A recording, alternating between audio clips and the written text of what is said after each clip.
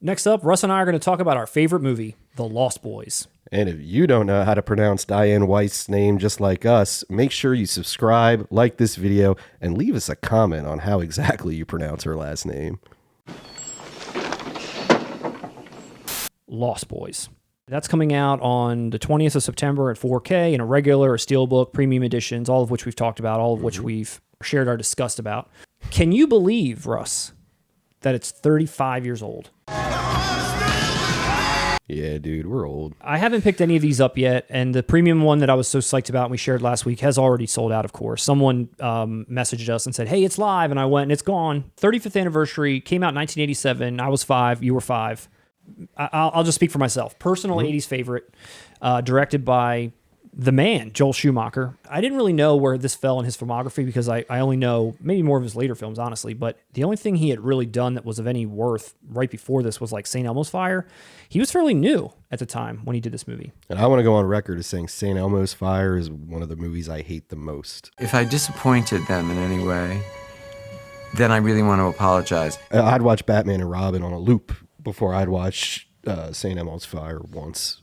My intention was just to entertain. What's it a story about, Russ? Do you want to tell the people?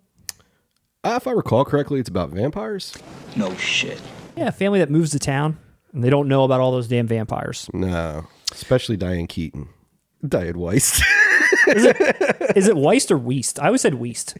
And the winner is Diane Weist and Heather and her sisters. Also, Corey Haim, Corey Feldman, Jason Patrick, Alex Winter, Jamie Gertz, and of course, Kiefer Sutherland. Financial success. This movie made $32 million against $8.5 million, spawned 2 sequels and a comic book series. I didn't know that this was going to be a Richard Donner movie and that he was the one that was kind of involved with it based on the success of The Goonies. And then this movie kind of got hung up in like some production, snafus or whatever. He left to go do Lethal Weapon, but he's still listed on this movie as an executive producer, which I don't think I ever picked up in the credits. Pretty cool, huh? The Donner version was going to have like early teen vampires, like 13, 14. And the protagonists were going to be more like 8, 9 years old. And it was going to be more of like a child, like what Goonies. Right, but vampires, right. Yeah. And when Schumacher came on, he kind of aimed to make the film more sexy. He says, vampires are hot. They are the only erotic monsters. Frankenstein is not hot. Speak for yourself, Joel. So when he got involved, obviously that was his aim. And then he kind of set out to just grab a bunch of unknown people. Most of the young people were relatively unknown. Billy Wirth was a model in New York. Brooke McCarter was just starting out. Alex Winter had just graduated from film school at NYU. He was the youngest. But let's talk about why we think it's good and why we might not think it's good. I don't know your full opinion on this, so I'm excited to see how many pros versus negatives there are. I like it. So let's start with the likes. It's an easy film to roast. That's it is. All right, so let me start with why I think it's great. With just one thing why I think it's great. The setting or the boardwalk vibe. Great. I'm with you. Great. Yeah. I feel like it's definitely a character in this movie for sure. It's, even we talked about this before, the black and red color palette that's always prevalent. No, it definitely has its own identity for sure. That cave, the cave they're in, even Grandpa's house. I mean, there's like a style to a lot of the set dressing and like things that they're doing. Especially for the 80s when I think back on it. Like the fashions are very 80s. But you said this locale, it could be today. Kiefer Sutherland, I got to throw him out there. I feel like I want to say he steals the show, and I think that's part of the reason why I've hated all of these artworks that we've seen. Kiefer's not on any of them.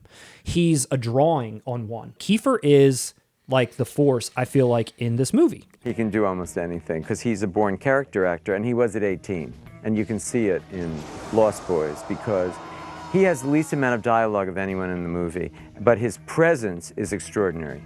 The minute he shows up on screen, you just go, boom, who is this guy? But you give him a blonde mullet and like a vampire sort of essence, and he's just, he does good. I think a shorthand way of saying it is when you say Lost Boys, yes, Kiefer Sutherland is the first thing I think of. When all the vampires die, they all explode or some shit, like they melt. When Kiefer dies, he doesn't. He just turns young. So there's an actual reason why he doesn't. There was supposed to be a sequel planned. Schumacher wanted a sequel, and he wanted him to come back. He was going to like not be really dead.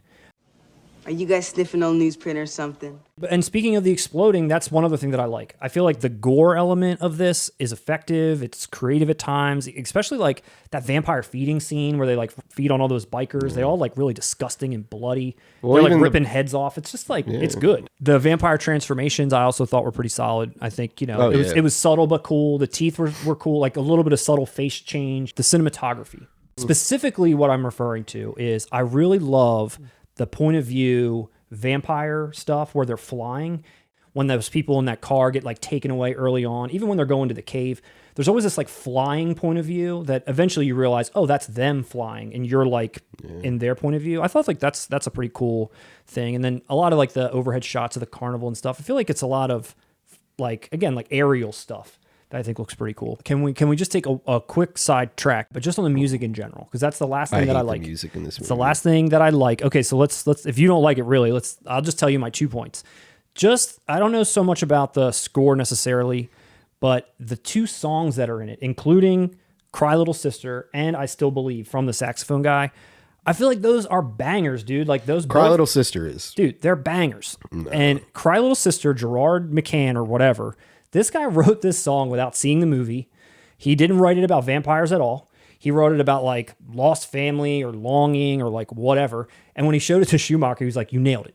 Like, you nailed my movie. Like, you nailed the theme song to this vampire movie. And the guy's just like... I mean, he did. Dude, he did. That song is fire. Cry, little sister. Every other song... I'm sorry, dude. Echo and the Bunnymen cover, the Doors. It was it Echo and the Bunnymen doing them? Mm-hmm. Oh, God. That's even worse. As a kid, and make fun of me all you want, my first favorite band was The Doors by the time I was 11 years old. And so when I watch this movie and I hear, what is it, People Are Strange, they're doing it, and I believe, God, it makes me cringe because it sounds so 80s.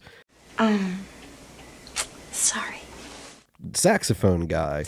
I'm glad gets way too much fucking screen time than warranted. He gets just like enough. Any other movie would have shown us the establishing shot of, okay, a concert's going on. Like, nah, this is a full-blown music video for Saxophone Guy. I wouldn't even say what's it called? I Still Believe. Okay, so hold on. That's like... have you ever heard of the band The Call? That's a cover of that group. I didn't know that. I thought it was original.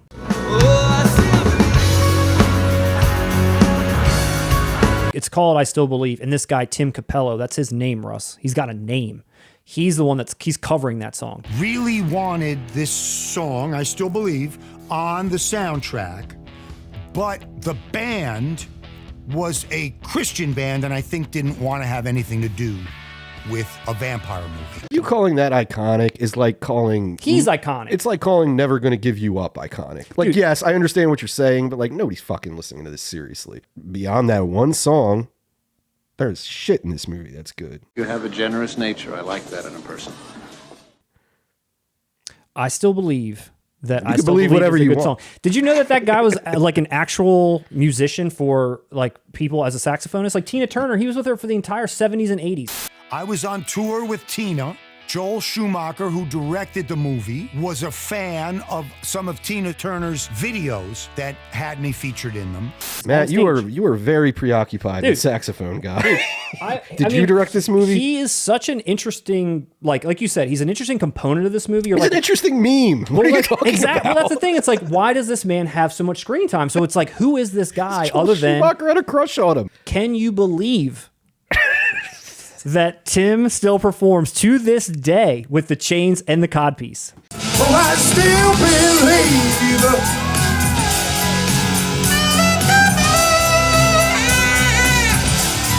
I still believe. My favorite parody of him is still to this day the John Hamm SNL digital short where he is a guy named Sergio that is playing that character.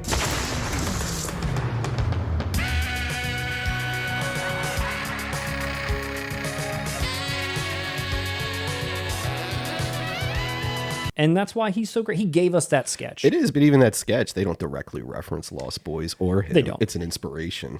You know what it is. Sure. I'm gonna throw my nitpick, or at least my gripe. It's campy in general. Like at times it's campy. There's like montages. There's like, there's like a lovemaking montage. It works because it's an 80s teen movie. It does. I think. And I want to reference specifically them hanging from the bridge and when they let go. and they're like falling sort of slowly in the mist. And then there's one part where Jason Patrick is like falling, and he's like screaming, and then he stops screaming. I know what you're talking about. And then he goes, oh, and he like starts doing it again. Roger Ebert said it was style over substance, flawed yet entertaining.